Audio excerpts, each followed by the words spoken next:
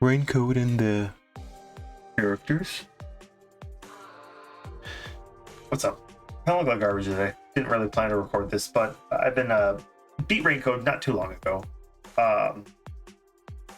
and have some thoughts on it.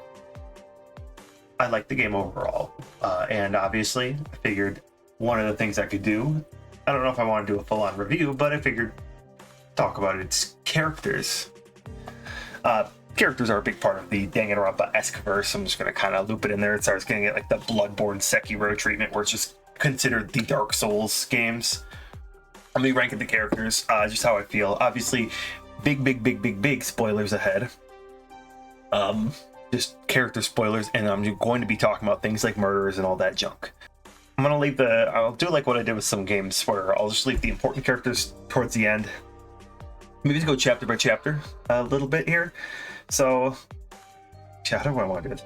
Okay, fine. I'll start with your master detective partners and friends you get to work with here. So, we'll be talking about the game starting now. So please leave. It's a good game. I don't want you to spoil the twist for yourself. So please check it out if you haven't. I have a whole playthrough I just did on my other channel. So, all right. Starting off with your chapter 1 partner, Halara. So Halara was an interesting character. I'm just gonna put him in B for the time being. I wasn't really sure how to feel about them. They kind of started off just pretty, like they're pretty confrontational, pretty aggressive. Just obviously I first thought they had a very similar like other Glasses type characters like Peko, or honestly even more like a detective like Kyoko. Had a very kind of standoffish, intimidating vibe to them.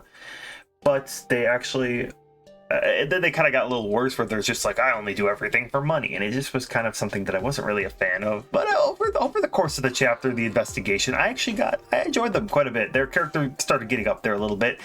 I just like how cool they are. They kind of got that like beating up everyone kind of badassery to them. And overall, like, I guess like the money thing meant to be more of like a little like bit joke type deal. So I know it's not meant to be taken super seriously, I think, overall. At first, I think I was just like, a lot of characters have a very bad time at reading the room. And I was like, come on, really? Especially like to the kid, she was like basically saying like, yeah, your dad's gonna die unless you pay me millions of dollars. So it was just kind of weird. But overall, cool. I like their ability a lot too. Their ability is pretty neat. Theirs is they are able to see the crime scene when the first witness just discovered it. It's kind of like a vision that they can look at, and that's cool. Honestly, would love like a game surrounding that forte. Sounds like it would be pretty cool. So if they ever do continue this IP in some regard, maybe they can have other fortes that could be similar, or something like that. I don't know. I thought it was pretty cool. They kind of tapered off near the end game.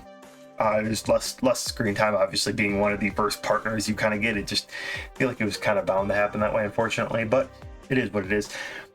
And I'm going to put Halara in A tier. I like Halara a lot. Personality is fine. It's clearly one of those, like, it's a lot of it as a front personality. It's made as a front. And a lot of it kind of gets backed away. There's some vulnerable sides. And then near the end, it's like, hey, Ayuma, I respect your ability as a person. Unfortunately, they forgot it all.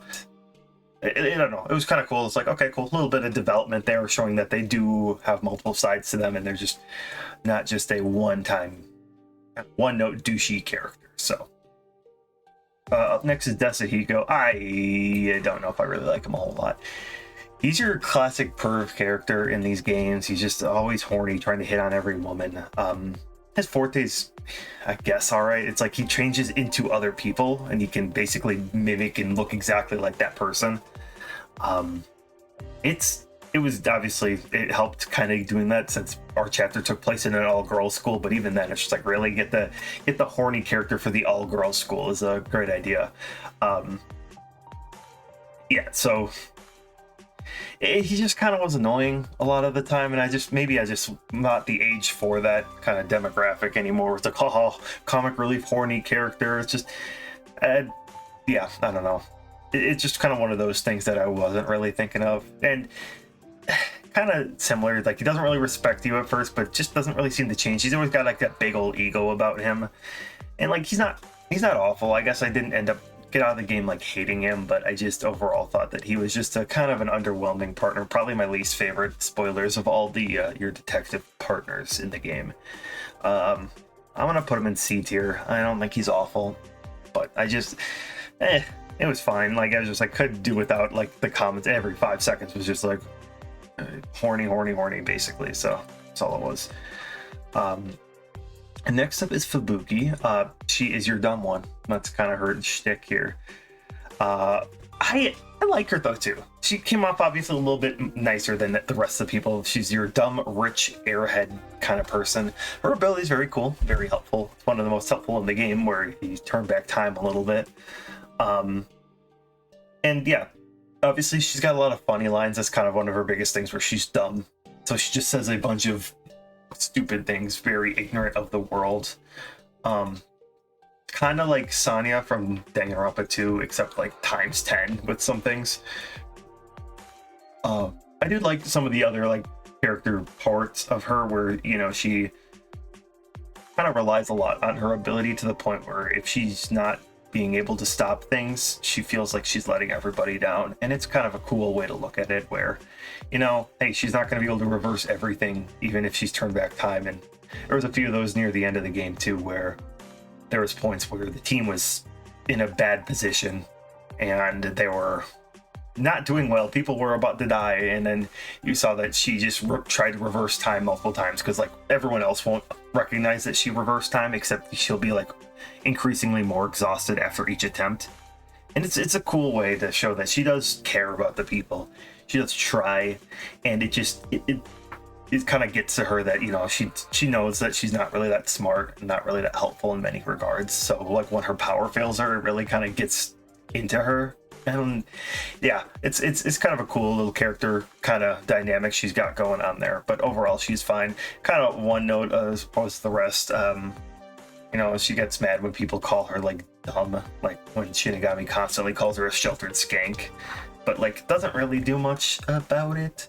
Be cool if she had other sort of talents too, or something along those lines where, you know, maybe she could show off that, you know, maybe she's not smart but she can do a bunch of other things. But it is what it is. And Vivia, I want to say Vivia started out kind of weird because he was just very depressed. And honestly, I think I came out liking him probably the best out of all of them. I think so. His whole depressed shtick was a little funny at first, you know, just the I want to die someday.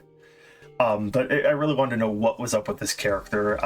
He is like the only one that can sense the Shinigami outside of like Yuma for the most part, because his ability where he can basically enter spectral project, where it's kind of be a ghost in while he's sleeping, brings him closer to like spirits and stuff, and he can sense that there's a presence there. His motivations are interesting. Obviously he's like a lot smarter than he seems on the outside, but really doesn't like to do a whole lot of working. In chapter 4 he really shined as just a good character dynamic with Yuma as his partner, because chapter 4 was probably well, it was a very wild chapter with how everything got to it. Trying to still keep spoiler light till we actually get into the characters that are part of the stuff here. Yeah, no, it was kind of crazy, like trying to see what it was, just trying to like follow him. It was really hard to read as his character, but overall I felt like he had a pretty good dynamic with Yuma, probably out of the most, where very downtrodden and very just defeatist in a lot of ways, but you know, there's in his own ways he's been trying to do what he can. And of course, like the sleeping, it's like technically he's been doing a lot of observing, a lot of just noting, and he's very smart. He just doesn't want to do the effort. But overall, I thought his character was very cool. And once again, chapter 4 was probably, I'd say, my favorite out of them, if I'm going off of it, where it was pretty good and how everything wrapped around together. So all right, that's about the master characters. Let's go with chapter 1's characters next. So chapter 1 threw you for a loop here. Made it seem like these were going to be your characters, like these are going to be your sidekick type people. very wrong. They all died. Let's just get that out of the way. So the whole prologue chapter is meant to kind of introduce you to your cast and then kill off the entire cast immediately. Yeah, so let's talk about the murderer, Zilch. He was, well, not necessarily Zilch, he was a hitman who impersonated Zilch. And so we know him as that. His whole animal thing, it was kind of interesting. Obviously, we didn't get to see it in action. It was the only one we really couldn't see, being part of the reason why we were able to deduce him as our suspect, too. All the other characters had a forte we could see. Zilch did not. Something with animals, like just basically able to take over animals and stuff, I think, in a sense, like kind of control his mind through them or something like that. His character as the not hitman, well, we didn't really get to see it as a hitman, but him as Zilch was very kind of, he was like a level-headed character, you know. When he came in, we're trying to figure out who was the odd one out, and he was kind of the voice of reason, and that might have been a way to be a ploy, but overall, I gotta get it did turn around. Like, I wasn't sure, and of course, kind of, I think you as a character are meant to lean towards him the most, as he's like the most kind of just, yeah, he's the grounded, he's clearly the leader, he's the most willing to try to mediate and talk between everybody, and that's what made him kind of interesting. But overall, him just being kind of there at the end, just murdering everybody as a hitman, I don't know, kind of just puts him at a C. I don't really have much of an opinion on him past that. At first I'm like, oh damn, he died, because he was meant to be the first one to die, kind of as like a joke, not a joke, a red herring. God, I want to say joke. Yeah, but at the end of the day, it's fine. I guess it's one of those characters I am less of a loss for, because it's like, okay, well, at the end of the day, it's whatever. I'll do Aphex Logan next, because I didn't really care for this character at all. If he was the mediator, he was the character that was just your confrontational asshole who liked to be the sweary guy. I don't know. I actually like a lot of the confrontational kind of characters that foil the main character in the Danganronpa games, but something about his personality was just annoying to deal with, and I'm kind of sick of it. It was just, I didn't want to deal with him, and kind of alright that he wasn't there. Also, what is his beanie mask thing he's wearing? It looks like boxers that were worn too much, and now he's wearing it on his head. His whole thing, what was it, like, something about like feeling, I don't even remember his forte. It was like something about like getting the layout of an area. Like, it was kind of cool, but once again, nothing like super crazy. I think he was able to tell the layout of like the train they were on or something like that. Kind of didn't really strike with me much. I'm like, okay, whatever. He was just a character that existed for me a lot. And it's not like I absolutely hated him, but it's one of those that I'm glad that he wasn't part of our roster. Let's be real. If he would have lasted longer, he might have been even lower. So Melanie Goldmine, first of all, Mother, and second of all, how dare Mother die? That made me sad. So I liked her design, I liked her character. I'll put her at like a B. Once again, kind of, it's hard to say because they really threw all these characters at you and then ended up having them all dip right away. Her forte was kind of bland, if I'm being honest, where it's just like, it can tell like the waist, like your clothing size. I don't know, is some weird thing with fashion and stuff like that, where she could just like hug you and then get like a feel for everything about, like, I don't know, height, weight, stuff like that. I think, if I remember measurements exactly. I don't know. Maybe the same voice actor as Mew from 3 helps, but like, yeah, the Mother persona, I'm mad as she's gone. But I kind of didn't have much to say. I'll just keep her in B because Mother. Maybe I have to make a Mother category here, Jesus. But moving on here. Poochie? I actually really liked her, and I'm kind of mad that they killed her off, let's be real. So she was very kind of reserved, Chiaki type, I guess, kind of, if the kind of keep doing the Danganronpa comparisons here.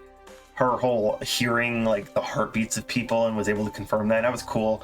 And damn, they really did that. They really tried to set up some sort of like maybe like potential like a romancy stuff with Yuma, and I'm like, oh, this is gonna be like a little dynamic they got going on here, because she's very robotic, but probably due to the way that she's just been raised as a detective.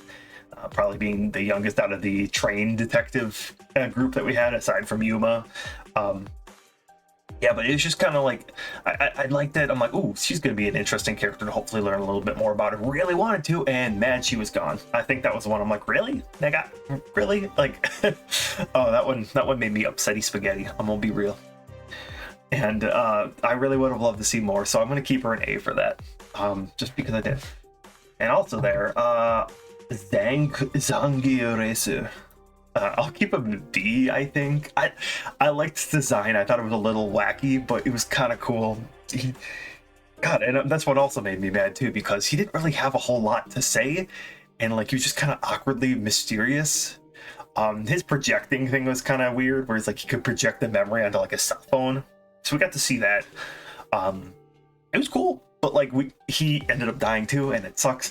I really fucked with his design, this old guy. You know, we don't obviously get a whole lot of Danganronpa games in that with a lot of older esque characters, because it's usually revolving around like high school age. So having a more diverse cast where it's like there's not really a set age limit here. And this guy's an old veteran. I would have liked to see a little bit more of that.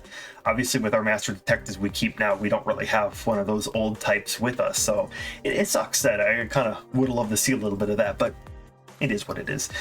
His ability, kind of whatever, but I'm assuming they didn't want to make the most cool cracked abilities only for them to all to die in chapter 1. So the animals would have been cool though for Zilch, I will say. So let's see, that's all chapter 0. Oh wait, hold up. You gotta get the villain Swank. Okay.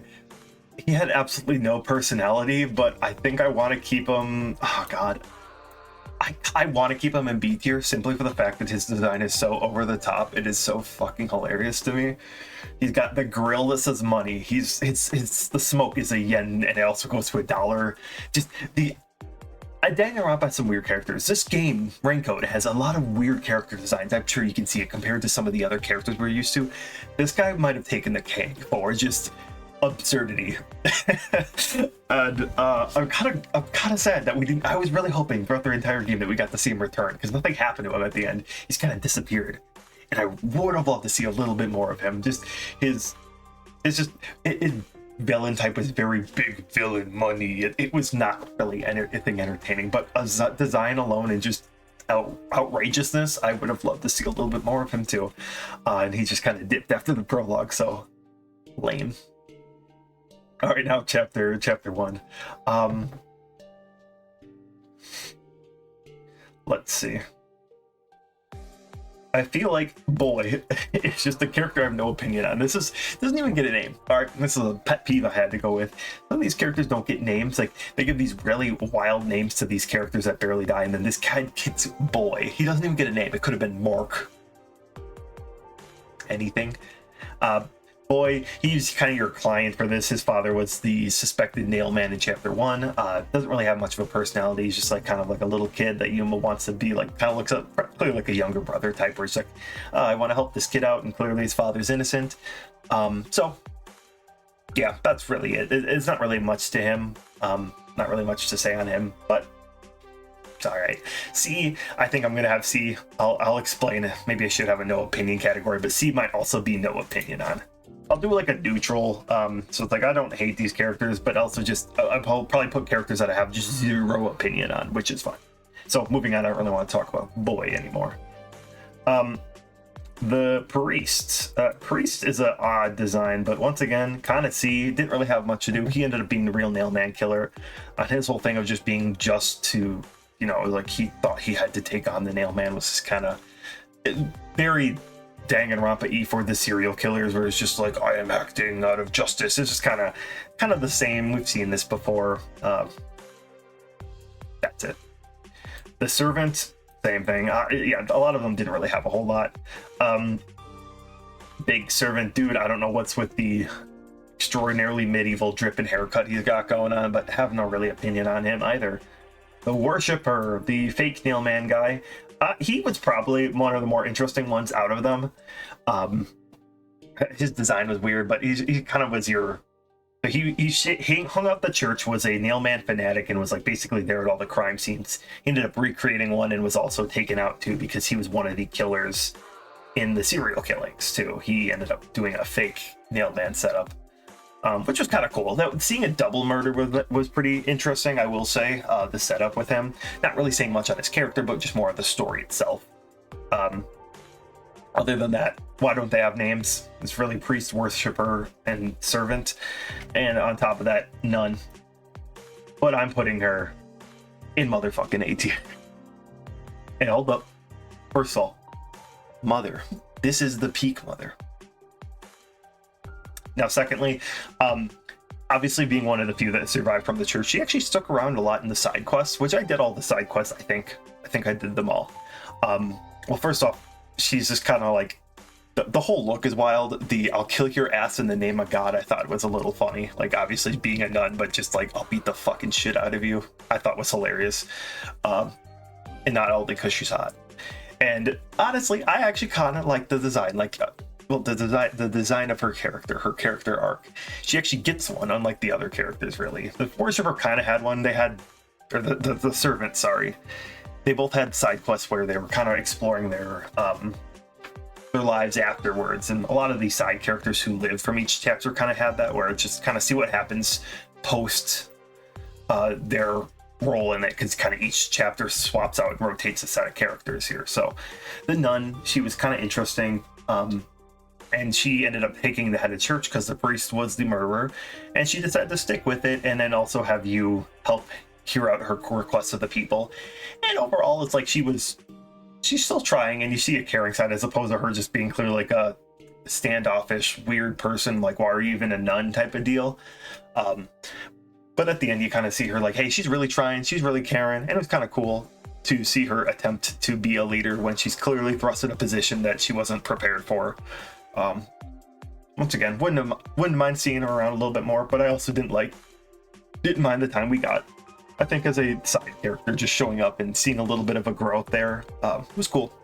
And she's hot. Did I mention that? All right. That's and then the last guy. Chapter 1's Seth Burrows, I think his name was. He was just kind of, I didn't like him. So his whole thing was like he speaks quiet and he has a megaphone. That's it. Honestly, a lot of the Amaterasu Corp I thought was pretty bland. I'm gonna have to spoil it right here for y'all. Yeah, it was just like his whole thing was just like, well, I don't know. That was it, really. He didn't have much of an opinion. I don't even remember much about him. Like, did he have any other kind of whole shtick about him? Kind of scheming, kind of slimy like the rest of them. That's kind of really all they are. It's just a different trait about them for each rotating chapter. Yeah, moving on.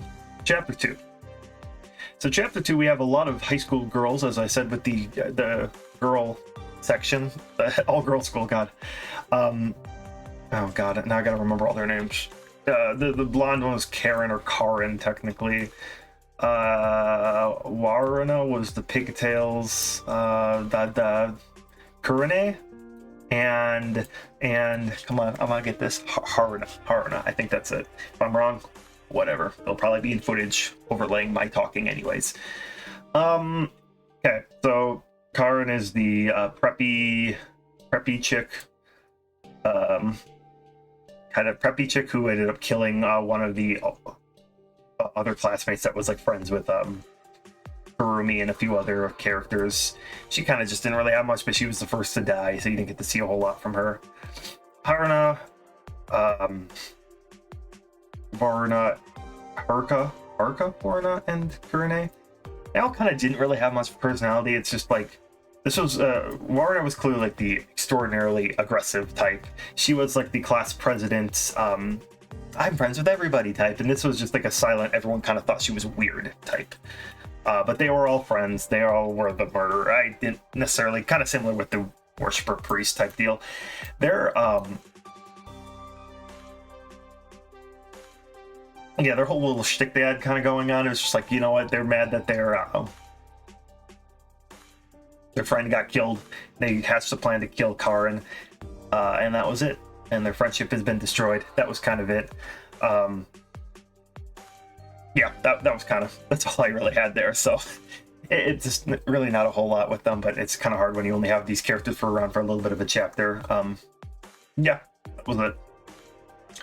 Um, other in chapter 2, I guess technically the teacher, I'm gonna put her in no opinion. Mainly that I think they have her portrait just because Dasuhiko was the one to take her her clothing and her identity for that the chapter, because we had to infiltrate as girls. He did the teacher. Yuma was a school girl, basically Yuma with a wig. So yeah, that is what it is. All right, and then lastly, I guess technically it's chapter 2 because she was the main peacekeeper, Martina. I'd say she's not bad. I think design-wise, she's all right. Her weird sadistic personality is kind of odd, but at the end, then she kind of gets thrust aside because she failed to really have the detectives, she let the detectives do their whole thing. And there really wasn't much. I kind of was a little underwhelmed when they kind of brought her back. Like, she was sent to get killed because she failed, and then Makoto, the CEO, brought her and saved her, and then she ended up turning on Yomi at the end of chapter 4. And then she kind of came back and most likely has led the peacekeepers. I'm assuming that's just probably what the thing is. Maybe she turned the leaf and is attempting to lead the whole outcomes of a lot of the peacekeepers in Amaterasu were kind of left vague. So I'm assuming that's what she did. She kind of had like a change around there, but yeah, that's kind of it. I'd say she's fine though overall. She existed, but over the villains, I guess she was fine. Yeah. Not sadistic. She's sadistic and masochistic. It's kind of weird. I think that was her like double personality. Of course, she liked getting abused by Yomi. I thought that whole interaction was weird, but when she was alone, she was a lot more tolerable. I will say that. Yeah. All right, chapter 3. Let's just get these guys out of the way. First up, why did you Harley Quinn and fucking Cyborg? I guess I don't hate them. They really didn't exist. They existed. They existed. I don't get them. We're at the Peacekeeper, similar to Seth. They just were. Here's some.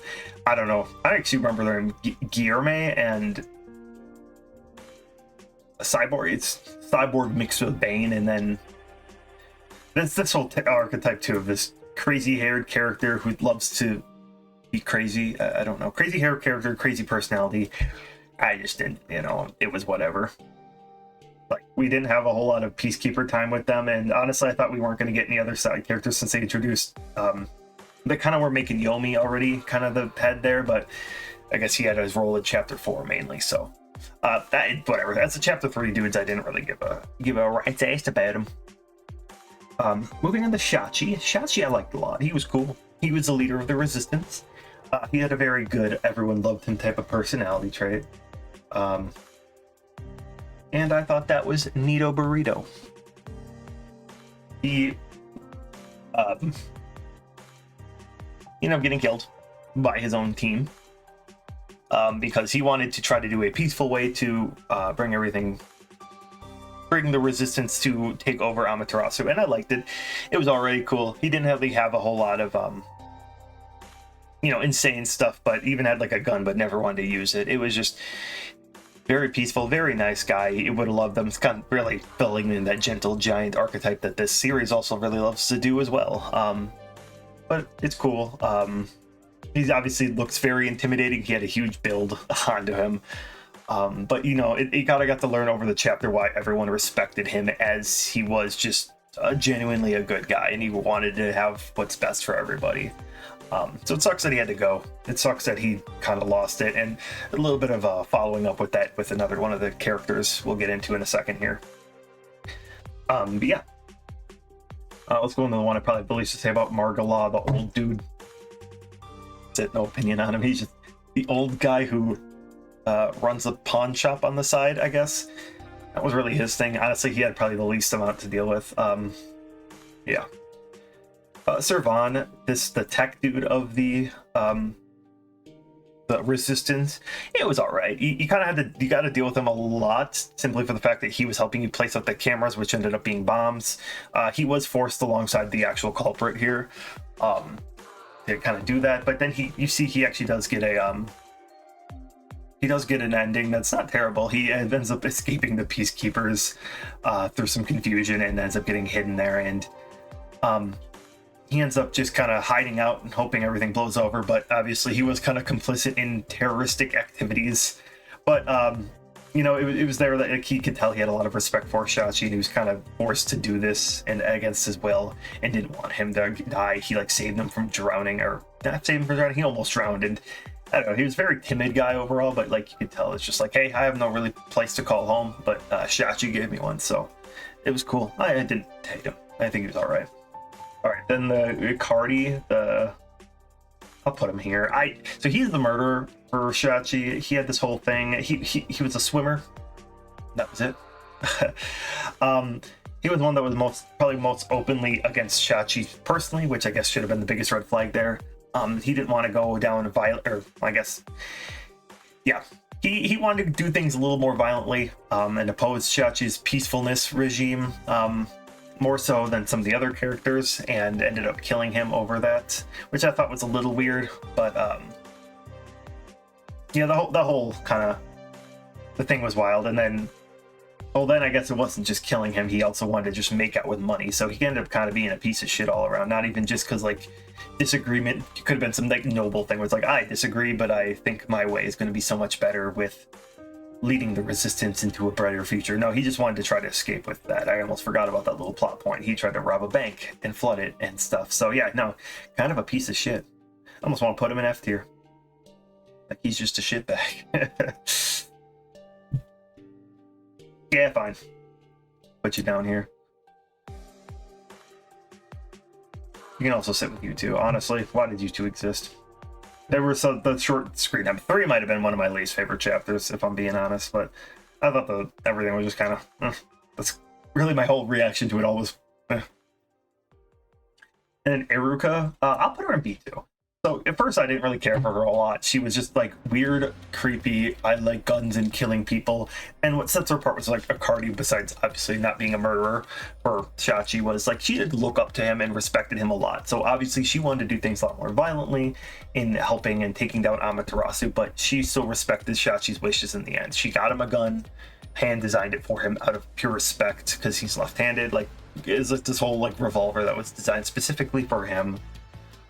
She gave it to him just because, hey, I want you to protect yourself. I don't want you to die. That would be something that would destroy her. She doesn't really have home family. These were her family, similar to Servan. So then she's similar to like the nun. She had like a little post-story stuff where it was her most likely kind of having to be a de facto leader of the resistance. Or how do you carry on, you know, with the leader gone, the place is in crumbles. And so we're coming to terms with that, and I thought it was a nice scene, all things considered. So it was nice seeing her do that. I just said like her personality at first was just kind of like wacky. I don't know if it was meant to be like the red herring to be like, oh, suspect her because she wants to kill and she seems aggressive towards anyone that's not like her small group of resistance friends. So yeah, that's kind of where it's standing with her. She was fine though in the end of it all. All right, let's do Dr. Huesca. I'd say B. He had a lot more to him as a character. He had I almost want to put him in A because he had a multi-depth character. He was the victim, but also just kind of a slimy shitbag. He was responsible for a lot of the events at the end of the game, where we find out Chapter 5 with the homunculus research. And he did a lot of disgusting things, but at the end, he did try to leave one piece of evidence that really helped us. At the end of the game too, not necessarily for us, just for somebody to help expose his actions and wrongdoings. His case was really cool. Him being the victim of 4 was trying to be like, how do you kill him? How did you do all that? His whole paranoid stuff. I just like the whole like kind of setup around his chapter. His character as a person, he just was very like, you know, don't disrupt me in my research. I hate all of you, but. At the end of the day, I liked him, and he's pretty cool to have around as a character. Just a supporting character, a victim, stuff like that. Like, obviously, we're trying to figure out why he got murdered, even though he's not in the wrong. He's not in the right. He still obviously maybe should get avenged for being unjustly murdered? Question mark. Obviously, at the end of the day, he wasn't the biggest piece of shit. We'll get to that. So, it's one of the worst designs I've ever seen in a game. All right, and lastly, chapter 4 specifically, we'll talk about Yomi. I'll put him in A. and I wasn't sure how to feel about him because he is the main villain of the game for the most part. He is the main antagonist, I guess you could say. He's just constantly getting in your way. He's the leader of the peacekeepers, and he's just constantly just a dick, evil, always in your way, always trying to find ways to like sidestep the law to fuck over the detectives. He blows up your ship, sends like anyone who just immediately messes up for like an execution type thing. Obviously meant to send Martina out, even though it was meant, they made it seem like, oh, they're lovers, and then immediately she fucks up and bye. Honestly, most likely that a lot of the other peacekeepers ended up dying too, like by his hand, or just sent to death because they were useless to him and they messed up. But I guess as a driving point and a literal thorn in the entire detective agency's side the entire time, he was, I guess, pretty entertaining, all things considered. I wasn't sure at first because I thought his personality was very, I'm evil, uber evil, like even more than like somebody like Swank was. But I think at the end of the day, he ended up kind of shining through a little bit more, just because of how persistent he was and all the dirt he had around him. The stuff he was wrapped in was cool, and I like that. It's, once again, I'm maybe ranking these characters on the mysteries they had around them more than just them themselves. But God, it was cool. I thought that his just like I don't know, it was one of those things where every time you're like, how much more can this dude have control over, and you'd find out. So he was a piece of shit, but I think he was a piece of shit done pretty alright. Not a super amazing villain in like all the video games. Performance was good, I guess. Maybe that's the one I'm looking for, where it just was like, yeah, this guy's a freaking douchebag. So all right, that is it. Out of the characters not the main cast, but now I want to talk about some of the other characters. So I'll start going down the list here. Let's do Yako first. I'll put him in S tier. He was just that dude that kind of hung out at the department, didn't really have a whole lot of interactions in many of the chapters. He was just your leader. He was just a normal detective, no special powers. And just kind of was the dude to help run everything. He's been living in Kanai Ward his entire life, but slowly get to uncover a lot about him. And then, of course, in like chapters 3 and especially 4, everything starts falling apart with his life as he ends up being the killer for chapter 4. And that was a twist that I saw coming once it was in chapter 4. Like, it was kind of obvious who the killer was, but even seeing all the motivations and the whys behind it all was insane.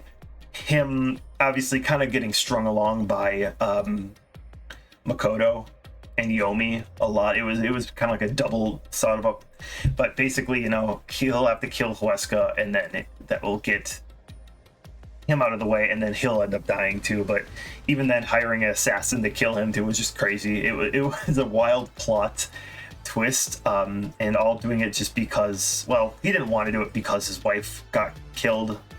But, I mean, I'm sure that was a reason why he could go through with everything he did. And just the willpower he had, surviving through a lot of that stuff.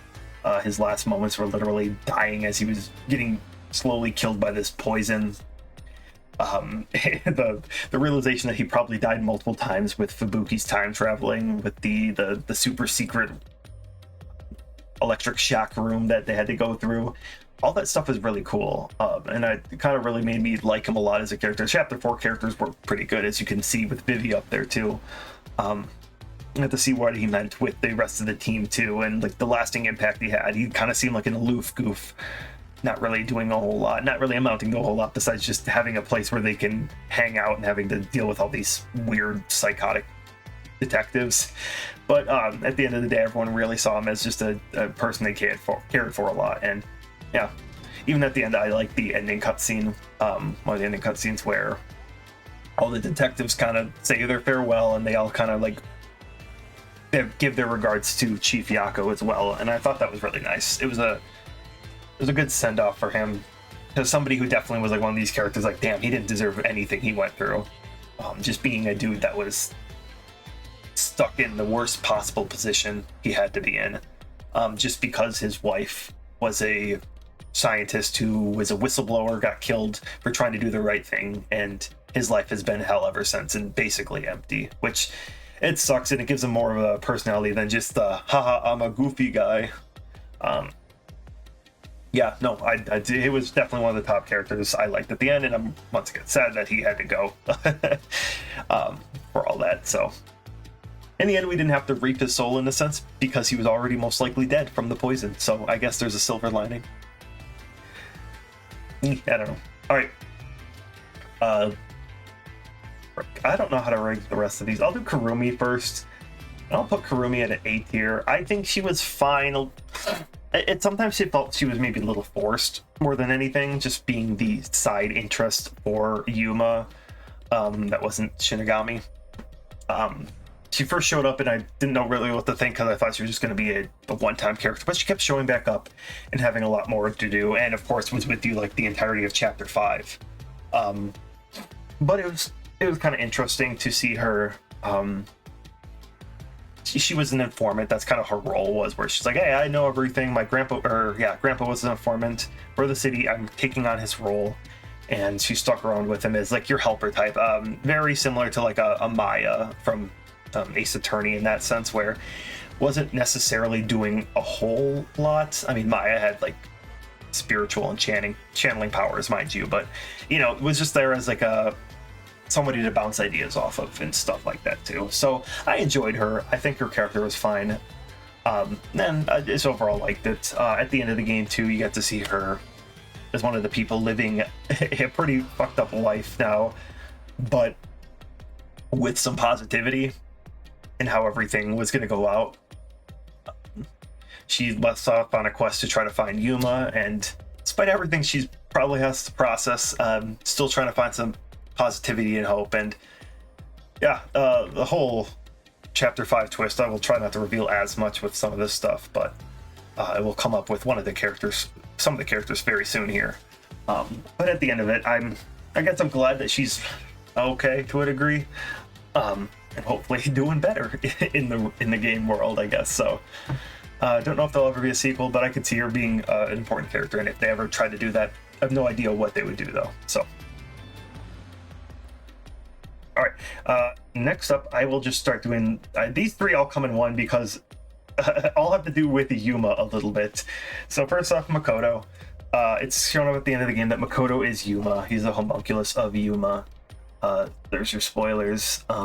He's basically, just he starts off as like a weird ally-esque character where like, why do I shouldn't trust this character, but he's kind of helping me, and then ends up being the main antagonist. I wasn't sure how to think about him the entire time.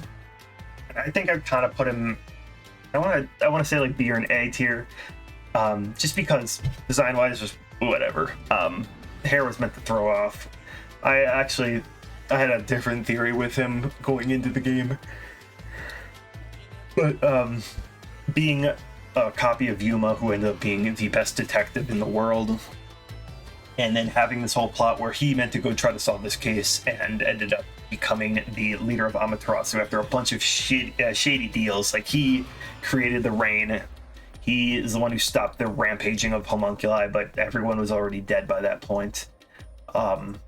It was a really interesting thing with him as a sense of like trying to protect the city, but obviously did it in probably some of the worst ways possible, making him still the antagonist. But at the end of it all, I thought the ending was pretty cool, how they decided to go about it, where he left the mystery dungeon of his own accord because of his coalescence ability with Yuma and whatnot, and then went to basically right his wrongs and tried to fix the world. Told everyone the truth. They accepted him still as with the rest of Kane Ward, and ended up living as still like the CEO.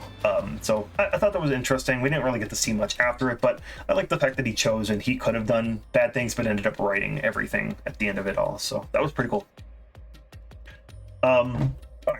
Number 1, technically, he didn't actually have a name. He was just a stand-in, and honestly, not just a retrospect one specifically, where he didn't really do a whole lot. I'm going to put his ramen stand counterpart there. What do you mean by ramen stand counterpart? I'm going to have to explain it for the one person who watched without knowing the spoilers.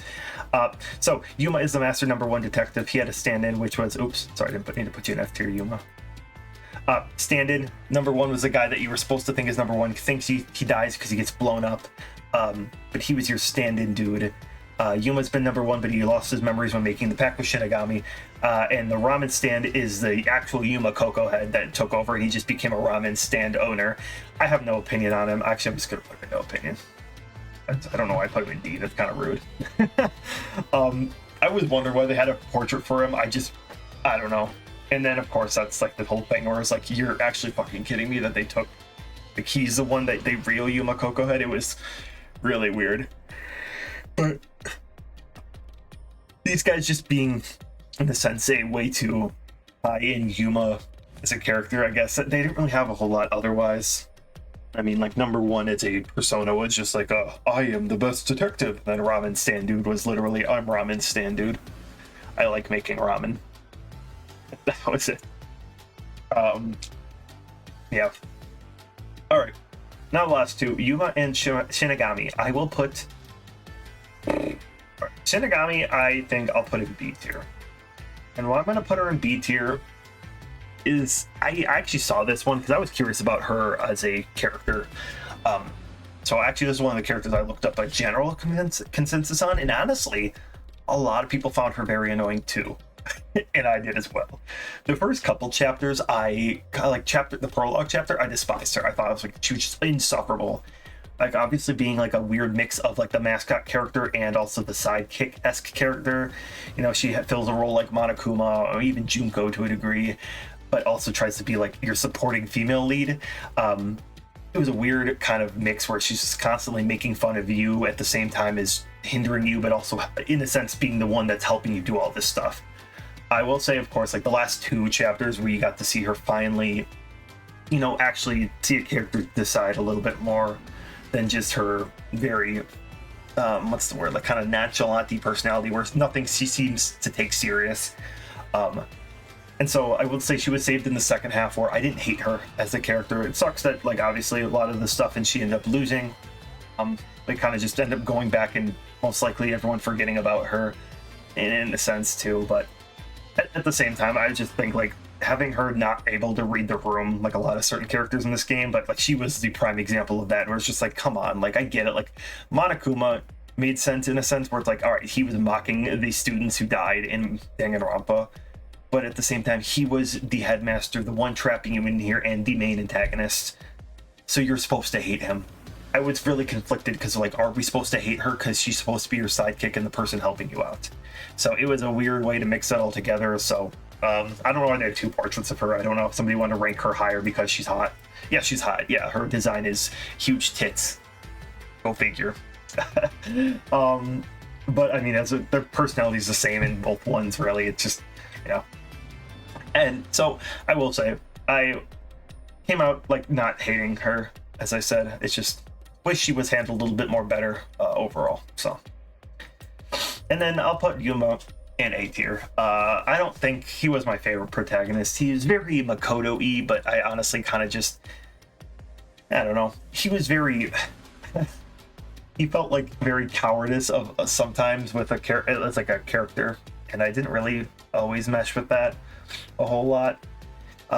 Constantly whining, but then obviously had good reason to be upset with a lot of the shit he was dealing with, and then of course having to deal with Shinigami's very just constantly horny for Yuma, constantly obsessed with him, and also just making fun of everybody dying while he was a lot more emotional. Definitely not my favorite of the protagonists, honestly one of the weaker ones. He had some kind of cool stuff with obviously being the number one detective, but we really didn't get to see a whole lot of personality of the number one detective, because when we see him as a trainee guy who has no memories and just kind of a lot more unsure of himself. So I don't really get to see a whole lot of that, but he obviously has some growth throughout the entire time. Do like how he gets some backbone and tells people like Shinigami to shut the hell up sometimes when she's just completely making fun of all the characters who die or stuff like that. He does form good relationships with a lot of the characters too, like all the other detectives, and I think that does boost him up a little bit too. But kind of does not a whole lot. I mean, the final chapter was pretty interesting with him dealing with all the bullshit that had to go through, and him ended up making the choice that he did. I thought was pretty interesting, and obviously it kind of spoke to his character as being a selfless guy who's just wants to help everyone, and the whole solving mystery things. I felt like it already kind of did this this arc with Shuichi from V3. So it's not original fully, but at the same time, I did like Shuichi's character arc, and I think I like Yuma's too. So it's, as a protagonist, it was fine. I didn't hate him, didn't really like immediately love him, but obviously I think it was good as it. I'm glad that he does not have the name Coco Head, because that is one of the worst names I've ever heard of. And I'm glad that was just a pseudonym and it actually just this dude. So yeah, all right, I'm gonna stop ranting. I think that's my Raincoat characters. I had a weird opinion on this game. Like, I like the story stuff. The characters were kind of very over the top, or I just had nothing on them, but obviously they're very harder to deal with. I am still very, very excited, and why I'm doing this is because I'm really excited for 100 line defense. This video will come up before that comes out too, near the end of April-ish, so very excited for that game. Just wanted to play this as it's, you know, another Kodaka game, and obviously following a lot of similarities to Danganronpa. I know I keep calling it a Danganronpa game, but it is different. So I guess, yeah, play it if you haven't. I'd say it's a good time. Hopefully you're at least somewhat familiar with the game and not just, or have no interest on playing it. You're here because I spoiled pretty good things, obviously out of context. It might not make fully sense for a lot of these things, but yeah. All right, that's all my ranting. Farewell. Peace out. Poo poo poo poo poo.